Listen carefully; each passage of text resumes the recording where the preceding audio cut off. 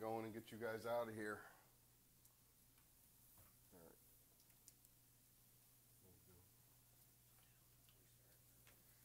Yeah, we're good. Everybody, before it started, everybody's turned your paperwork in and had paperwork. Everybody's good. I only have one new one.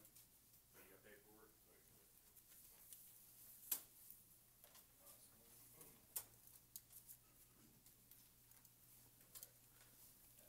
No. Forgot it. That's okay. I know. Me okay? Can you hear me? Yeah. Nope.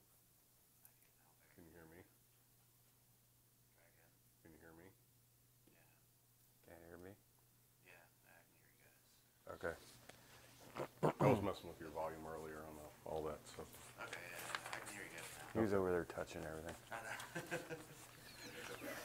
I got to play with the technology once in a while. Oh, you got some? Yeah. Perfect. The deposit slip isn't in there, but do you think it's eligible enough to read? We'll show Tina. What's that? Okay. Yeah, just make sure. But as long as all the information's there. All right. Ready? Ready if you are. Let's get the show on the road. All right, this week we're going to go over where you're going to stand, positioning, right? Yep, field positions. How you're going to move based on scenarios during the ball game on the machine pitch. Those of you that are doing both, you're going to see two totally different things. So it's not like the other meetings. Today is going to be, we'll be doing more hand drawing on this, and next meeting it's a PowerPoint. Hopefully it works. Hopefully it works. So, All right, you want to go to ball field? Nope. Yep, wrong one. Wrong ball field.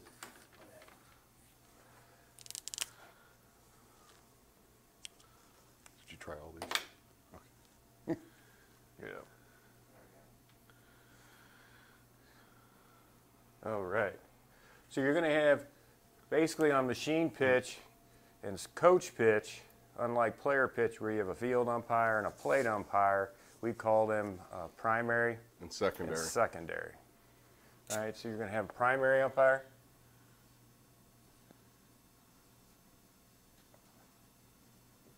If you can read my chicken scratch, right?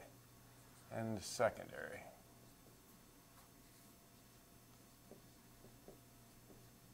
Right? Yep. So this would be equivalent to a plate umpire. This would be equivalent to the field umpire. Okay? So you want to draw something on there? Yeah. So initial positions of the primary and secondary umpire. So you're not going to have a pitcher there. You're going to have a coach there or a machine, and then you're going to have a player standing off to the side. So as a primary, you're going to start over here. And as a secondary, you're going to start here. Them are your two basic positions when you hit the field, when you get ready to play ball. Okay? Nobody's on base yet. First batter's up. That's where you're going to be right there. Everybody comprehend that? Okay. So, what do we do now?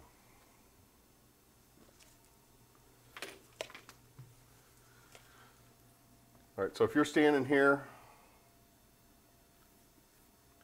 you got a batter at the plate,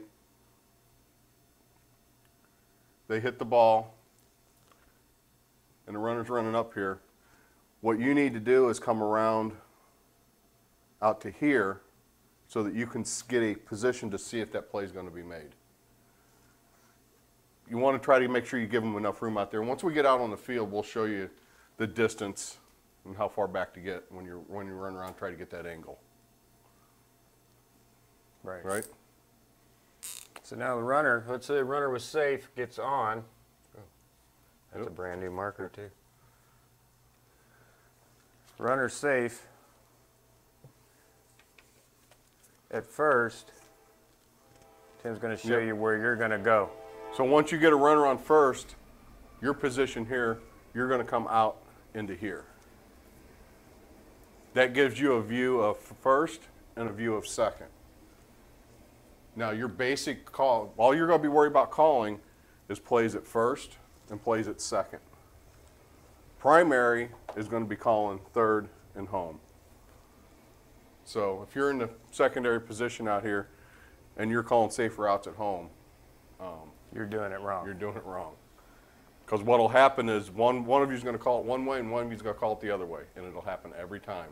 So make sure you establish that with your partner, that you've got, if you're secondary, you've got everything at first and second, and the primary's got everything at third and home. So during that time, your primary, you're going to do pitch counts and outs and runs. It's your job to make sure they don't pitch or machine shoot more than 5. It's your job to make sure everybody knows how many outs we are at. And it's your job to know if they've hit their 5 runs. So you got a little bit more of a duty as a primary. And, like Tim said, you're responsible.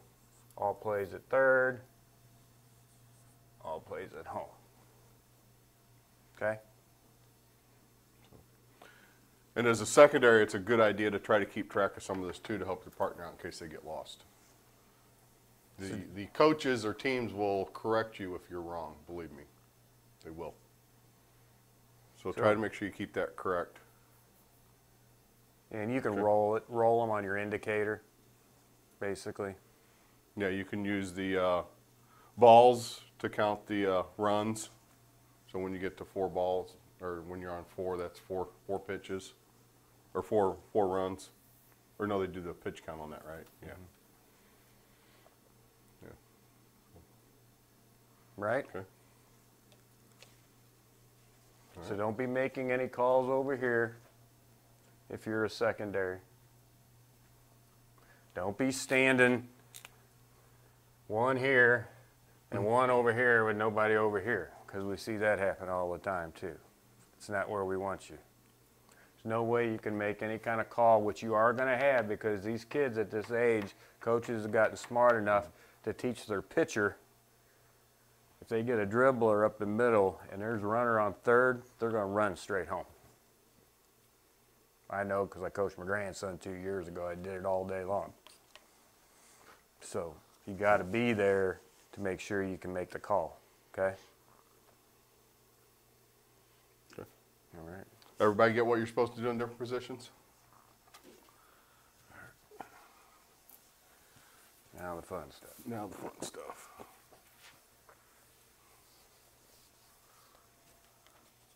So we're going to do a primary here, right?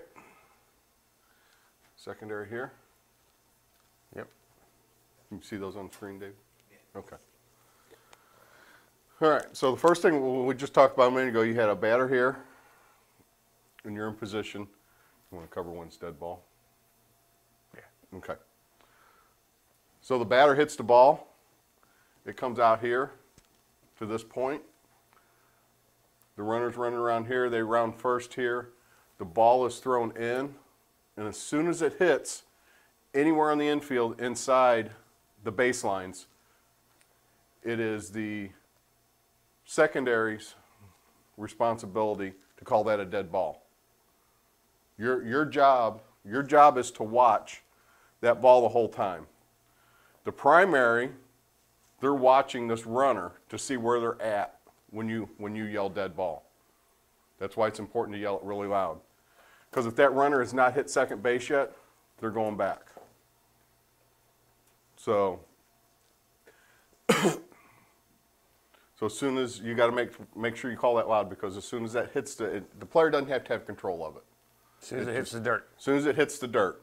It's a dead Even if it's rolling, as soon as it crosses that imaginary line right there, you call it a dead ball. And you got to wait till it hits the ground. Not when it's in the air crossing the line, but when it actually hits the ground. You yell dead ball. Primary is watching the runners so that they know where to send them back to. Okay? That's on both coach pitch and machine pitch. Anything coming in from the outside to the in Once it crosses the base path and hits, it's an automatic dead ball.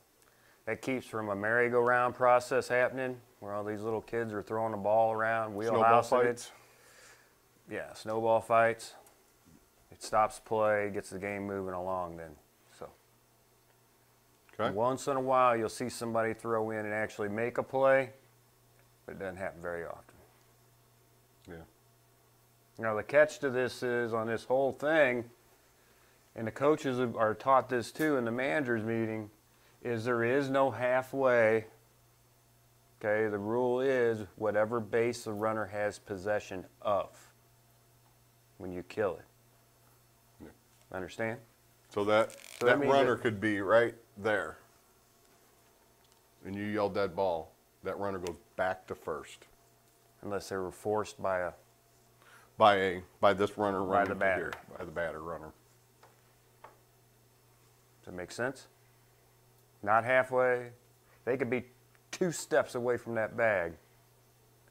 And if secondary kills that ball, that runner's got to go back to the other base. They have to have possession of the base.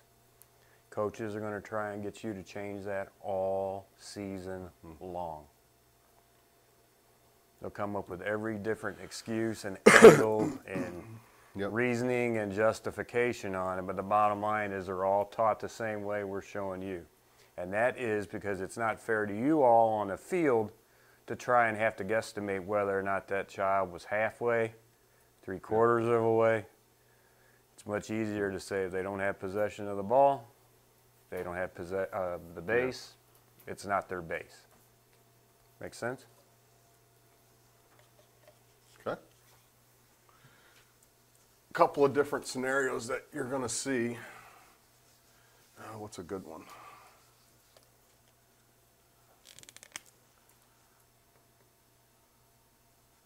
Primary. So we got a runner on first, secondary standing there, got a batter up. We'll do first and second. Got a runner on first and second.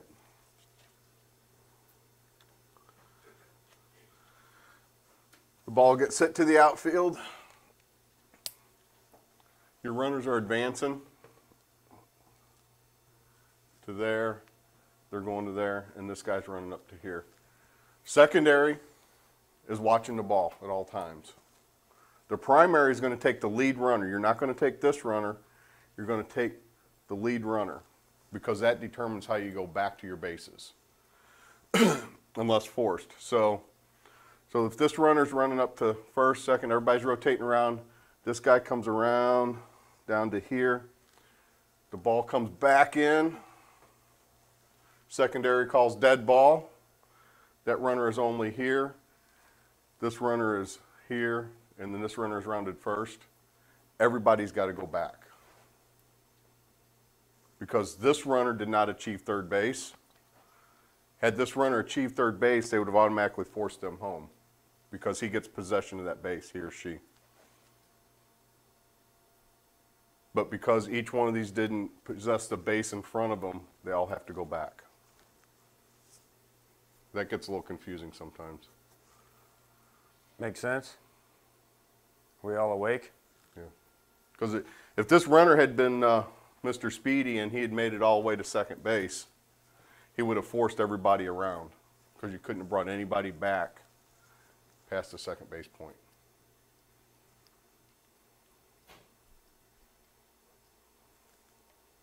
It's much easier if you just stay focused on the lead runner. It's typically always going to take care of Yep. itself from there. Once in a while, you might get yourself in a pinch, but it's about the safest way to take care of everything. My drawing's horrible today. My drawing is always terrible. All right, so what else you want? Take the next one. Let's do a flashback real quick. So where do we want the pitcher to be on this field layout right now? Pitcher from the team. Not the coach, the kid. There's always going to be a player. There's always going to be a player that's going to be called the pitcher position. First base side? Right. right? Where are you going to be as the primary then? Like here? Right?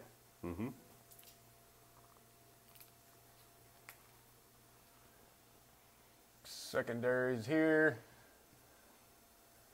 Ball's hit. Never leaves the infield. How long till it's killed? This is always a problem too. Ball hit to there, runner runs, gets around first, comes around this way. Shortstop picks up the ball, throws, boom. Misses a throw to first. Runner's rounded first. What do?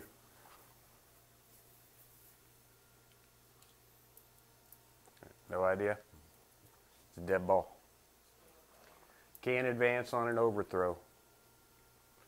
So if they don't make the play on the first try, that's it. Okay? Doesn't matter where at. Picks the ball up here. This guy's coming here, and this guy picks it up, throws it to second. Second baseman doesn't get it. Rolls out to the outfield. What do you have? Dead ball. Everybody stops and goes back to the base they had possession. Back to the base that they had. So the only way this runner would get to stay here would be as if he went from here to here and the batter runner was at first. Now they have to stay at second because they were forced. Everybody understand that? So anything on the infield, you got to let them make a play. They got to have one shot at a play. But that's all they get. Yep. You're going to be doing a lot of this. Yeah. Yeah, you'll get real good at doing dead ball. To stop the play. Because most of them will be running around like they have no idea what they're doing. Okay? That's why it's important to be loud with that dead ball call, too, so everybody hears it. What else you want to tell me?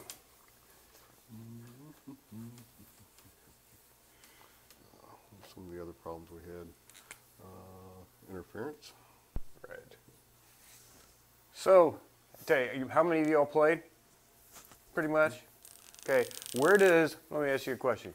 Where does your typical shortstop on this field layout right now, where's your typical shortstop? Right, where at on the field though? Inside the baseline? Here or outside? out? Huh? Outside typically, right? How about? First? Yep, and second. Same thing? Typically, your first baseman's going to be in, right? And out here, right? Typical layout in ball, correct? You're not going to have that. These little kids, 90% of the time, they're going to be on the inside, right? Third also. Yep. They're not going to be in proper position. In the third. That's why 99% of the time, you got a runner. You got a runner running. Ball comes through here and hits that runner. What you got?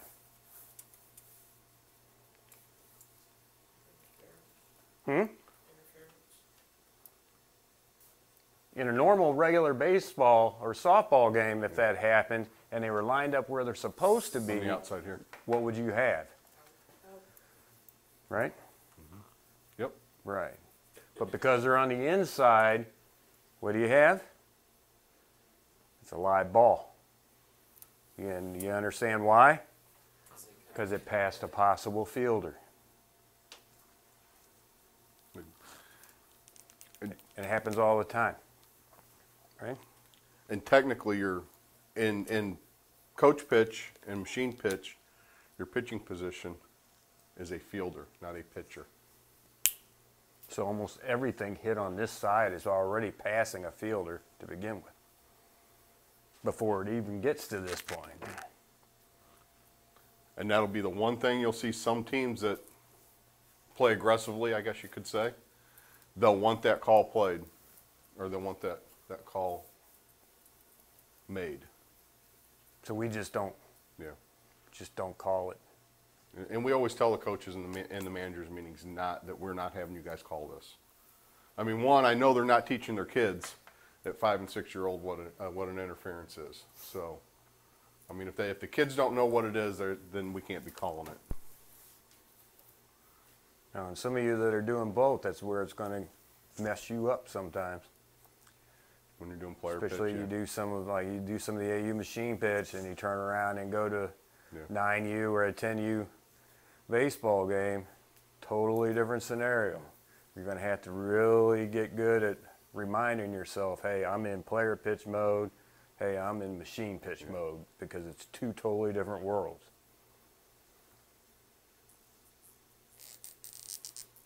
Okay. It's almost always Yeah. just live ball, let it play. So everybody knows we're not calling interferences, right? Oh, what about? Same way, it's no different if one, little Johnny or little Susie runs into a player. Yep. I was just going to say that. Yeah, you got a player here, a runner here, and they run into him. You're gonna have coaches hollering. Player was in the base path, blocked my runner. They're gonna be hollering all the time too at you, telling you, hey, can you tell them to get out of the base path? Okay, that's not your job. Just so you know. Same way when you get into player pitch, it's not your job. It's your job to make a call if they're still there when something happens, but it's not your job to tell the players where they need to be in position at. That's the coach's job. Right? Yep. And if we have a collision here, are we calling it? No. Okay. No. Pick the pieces up and move on. You gotta understand, half the time, you're gonna have a runner here going to second. They don't even have any idea where to get to second to.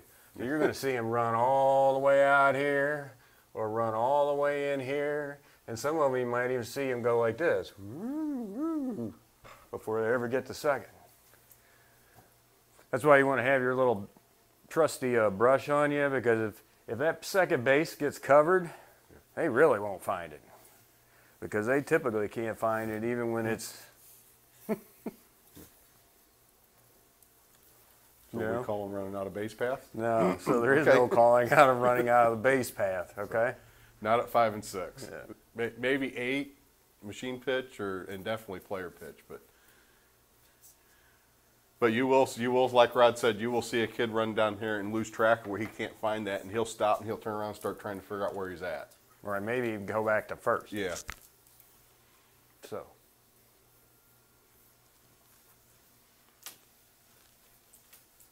All right. It's another thing that happens out there. I think some other things that Ball happen. comes in.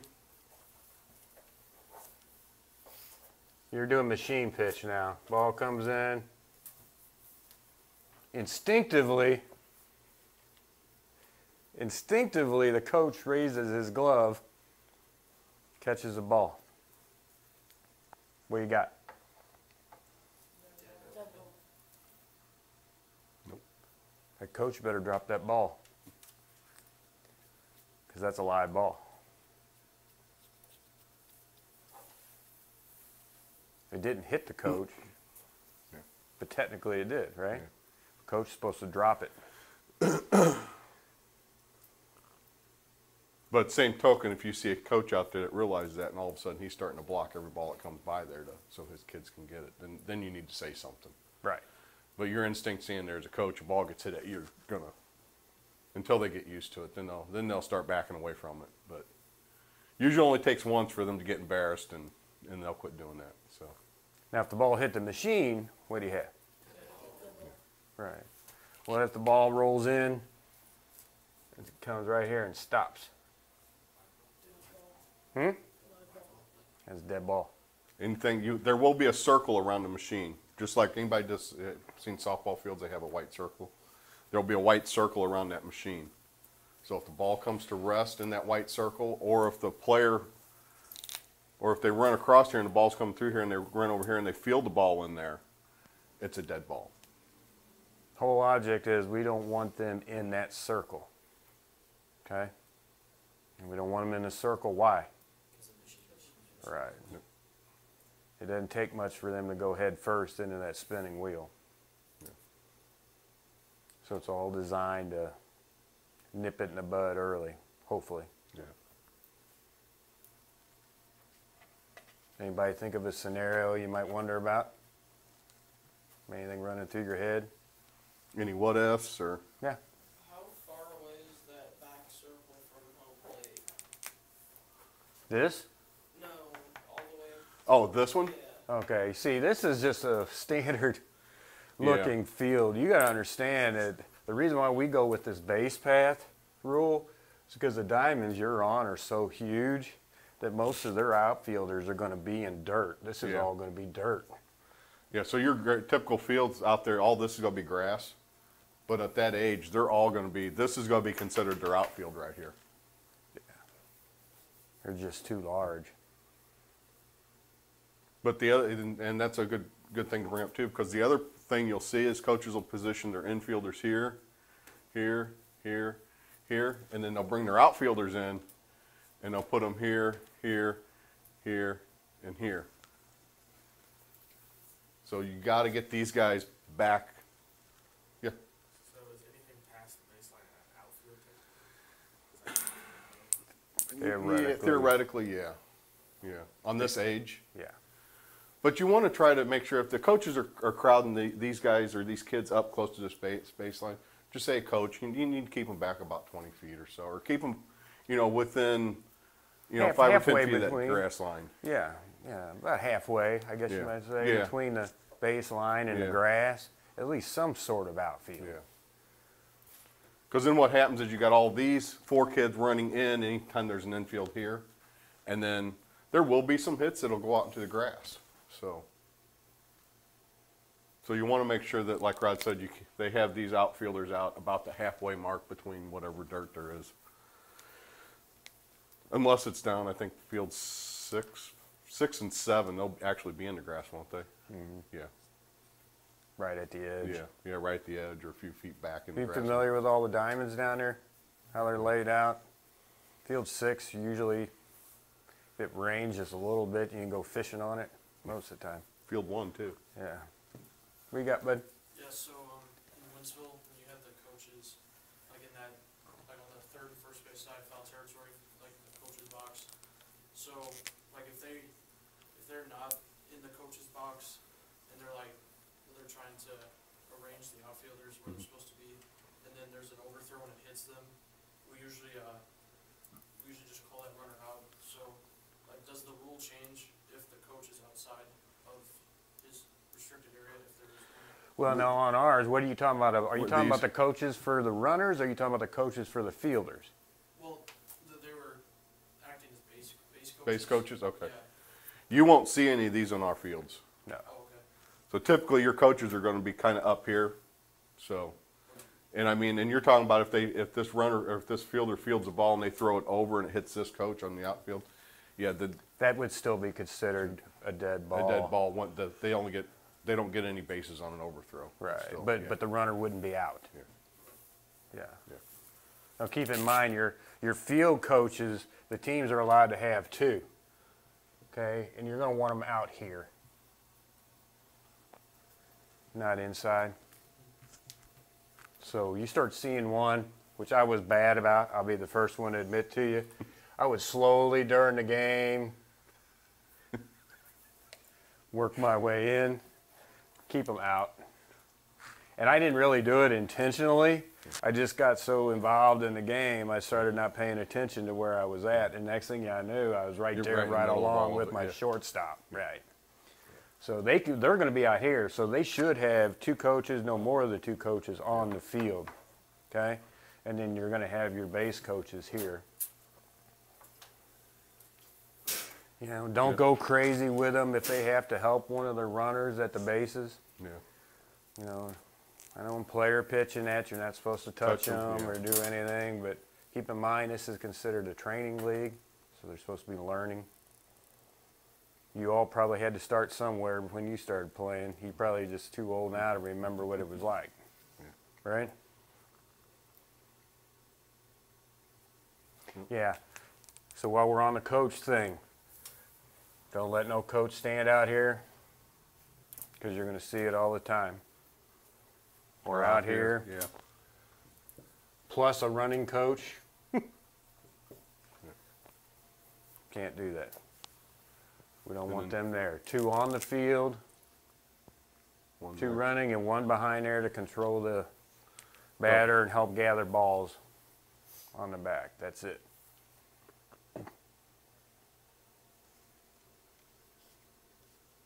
What else is different in Wentzville? That's a good question. I'd like to know.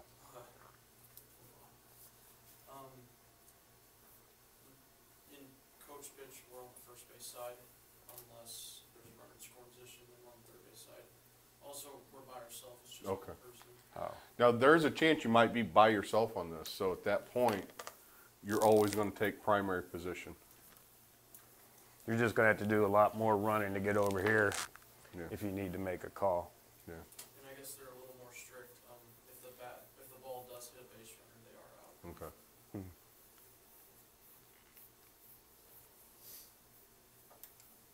Okay. Any other scenarios you all want to think of? Nothing that happened to you while you were playing that you can think of? No? So, Yeah. If a player gets balls hit and he tries to catch and he misses and he gets hit in the head, is that a dead ball? You know, he gets hit in the head. Like hit or something? it goes to field the ball, it bounces, and it hits them. Yeah, like something like that, or he goes up to catch it and it Hits hits him. him. Yeah, you know, it's going to be a scenario-based, case-by-case basis, Yeah. you know. I mean, bottom line is if somebody gets hurt, let's say he's hurt, okay, stop play. Yeah. At that age, stop play. When you get older, you don't stop play when somebody gets hurt. You wait till the ball's dead, and then you go back to them. But yeah, I mean, at that age, like Rod said, I mean, if it's obvious that that kid is really hurt, then yeah, you got to stop play and go attend to that kid. And you're going to see a lot, I'm telling you. Yeah. You're going to see a kid just take off running off the field out of nowhere. Let him go. Yep. Because next thing you know, you'll probably see him running to the restroom. Yep. Okay? Because it is that. They'll just disappear.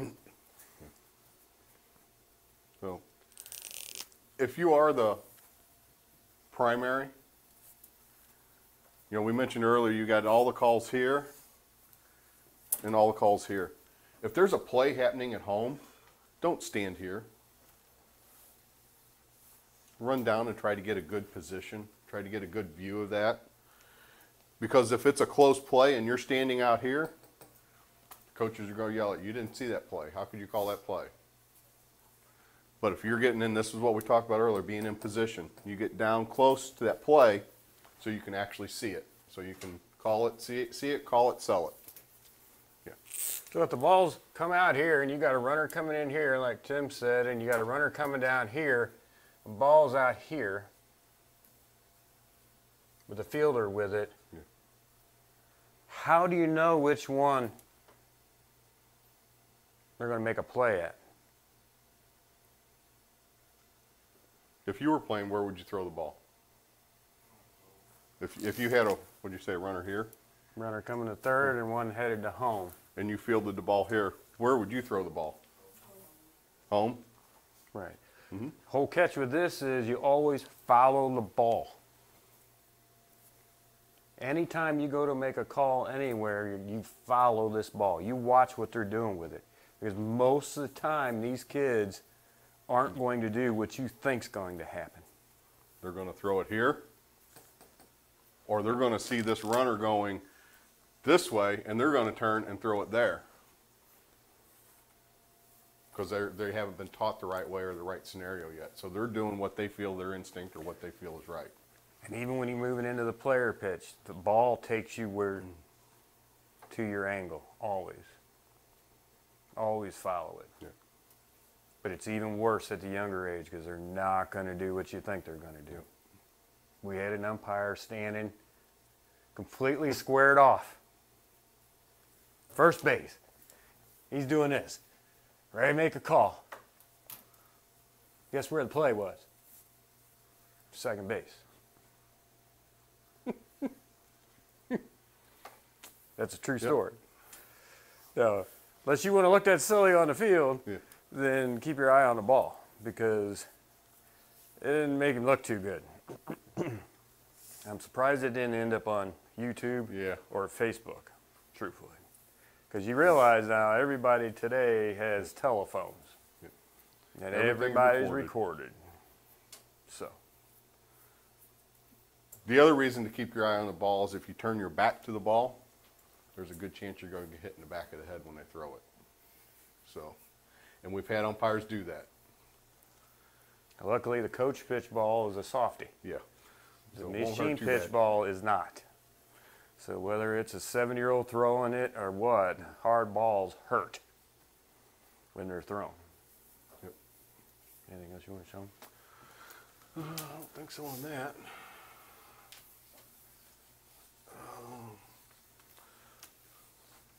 Think about some scenarios. We should have brought in some of the guys from last year to throw some situations out there.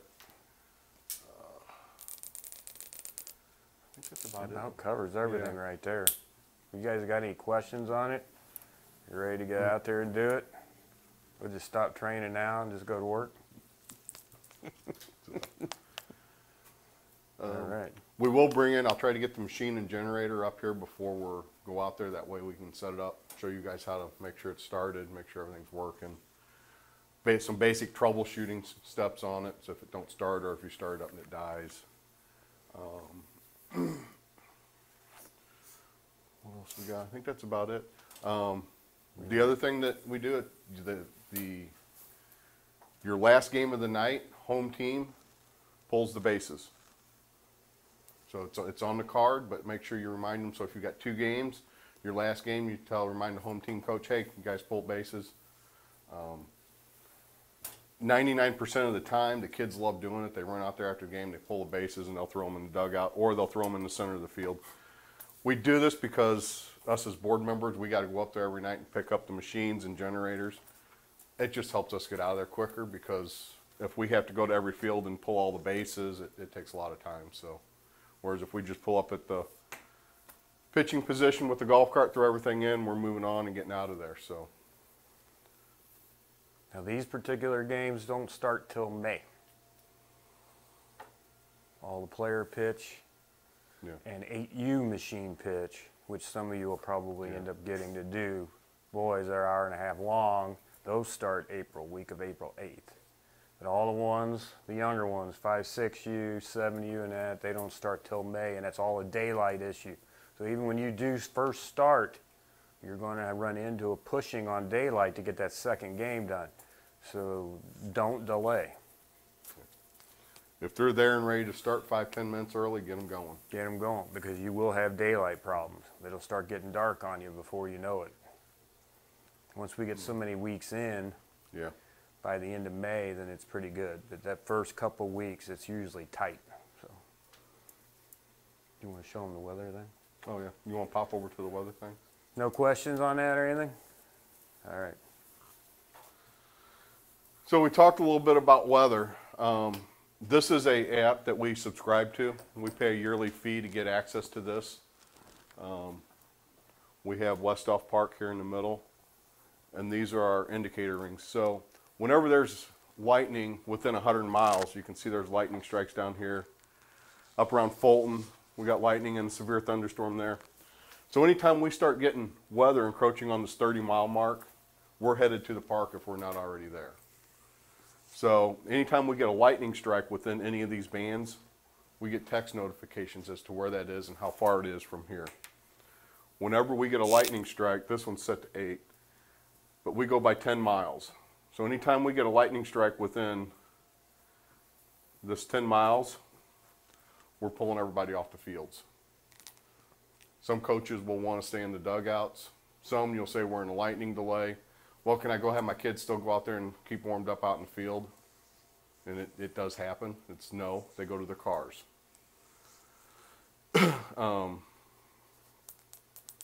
But the 5-6U and the 7U, if we get a lightning strike within 10 miles, we're not going to delay you guys. Your guys' games are only an hour long. We're just going to go ahead and cancel that game and send you home. But we'll be driving around golf carts anytime there's severe weather. So I know if you got parents, everybody's got phones now. Everybody has apps. Everybody can see the weather. I feel that our weather app is much better than what you get for free. I mean, it comes directly from the National Weather Service. There is no delay. If a lightning strike hits here, if it hits in here, usually we're getting text notifications within, what, 15, 20 seconds after it hits. Yeah, and we do watch the weather to see where it's moving. If we see the weather is coming in and it's skirting north, we'll try to make sure we keep playing as long as we don't get lightning within that 10 miles. So at the park, you may see a lot of lightning up north or south. It looks like it's really close. But if we're not getting it on our app, within 10 miles, we're still playing. Okay? And odds are, typically, if it's raining too. Yeah. There's no dugouts. You all played, any of you played on 5, 6, 7 before? The lower fields? Down there? Yeah. Yeah, there's no dugout covers. So. There's no covering. So if it's raining, most of Drizzling, the time we're going to pull that game because there's nowhere for the players to go. Yeah. I mean, even off the field, they're sitting in rain, Yeah. the entire time. So. But we're not going to have any bad weather this year, right? We're just, everything's going to go smooth. So if you're out there and you get lightning and your parents are like, hey, we're not staying out here, we're done. You can't force them to stay and play. That's fine, let them go. But if we don't officially cancel that field for that night, that will be considered a forfeit on their part. Otherwise, it gets replayed. But we don't want people staying out there feeling like we're forcing them to because they have the choice to leave. But they have to understand our point of view. And this is one of the reasons we did this is because we would have teams playing. One team would be losing real bad, and all of a sudden they would be a little bit of drizzle or they'd hear some thunder and say, oh, we're done because they're losing. Want to end the game and replay it. So we had to take a stance against that to ensure that we have a little bit of control when the game ends, or if it gets considered a forfeit after the. You all have cell phones, right? Okay. Yeah.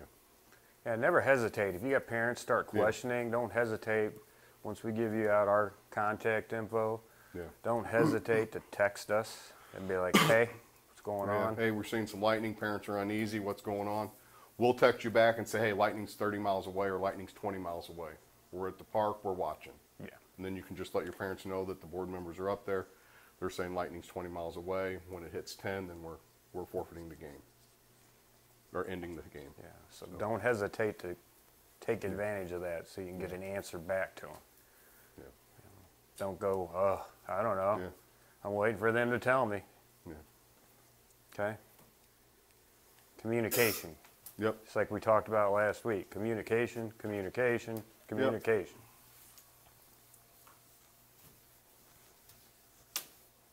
And basically in the assigner system, once you're in the system and you're all official, prior to your game, if it's rained out that day, say the fields are too wet and they're not playing, you'll get notified as soon as I cancel them in the system. It'll send you a notification and say your games have been Canceled. Yeah, I think sometimes it takes about 5 months or so for it to get through the system completely. So. right. So if it's sometimes, let's say it's a late cancellation, there may be times that it doesn't get to you before you get to the park. Check the website before you head to the park too. Everybody can get that from their phone. So if it's questionable and you haven't gotten a text, pull up the website and look. Everybody know the website? Everybody been there? So. All right. Yeah, other than that, I think that Have was, anything? something else I was just thinking about, but I forgot.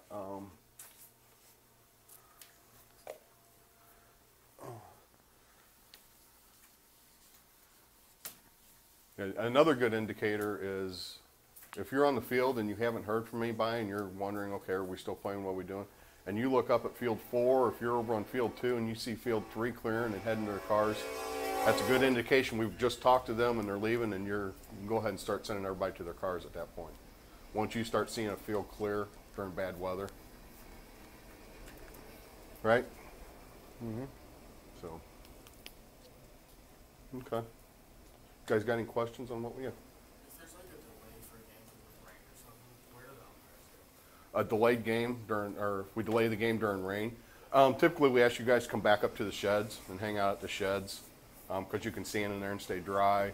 If there's a lot of lightning, you can usually sit in one of our cars if you don't drive. That way, it's and the safest place is either in a car or in a building during lightning. So if there's a lot of lightning, you don't feel safe staying in the shed, you want to sit in one of our cars, we have no problem with that until, you know, or if you have your own car. But other than that, you just come to the sheds. That way we know when we can go back on, or if we're going to cancel, then we can just tell you guys right there, hey, you know, if you need a ride, call somebody. But we'll never leave you guys there by yourself. I mean, if there's bad weather, there'll always be somebody there with you. Yeah. So, as soon as you officially call a delay, is there a time limit after that for when you need to make a decision for the rest of the? Yeah, usually 30 minutes. We won't delay more than 30 minutes. So, and we won't go back on the field. So say at 6:30 there's a lightning strike. We go into a half-hour delay at that point. So then at 6:45, if there's another lightning strike, that's another half hour, which means we can't continue that game. So at that point, we would end up canceling it. So if we can't get the first game back on the field within a half hour, then we're just going to call it, send everybody home, and try to get the second games in if we can, depending on how the weather looks. Right? Right. So, but if the weather looks bad enough and we don't think we're going to get back on the field in a half hour, if there's a lot of lightning, we're just going to call it right then, send everybody home, get everybody out of there. It always happens at the worst time. Yeah. We've had, over the last 2 or 3 years, we've had a lot of game time storms moving in over the last 2 or 3 years. It's been really rough.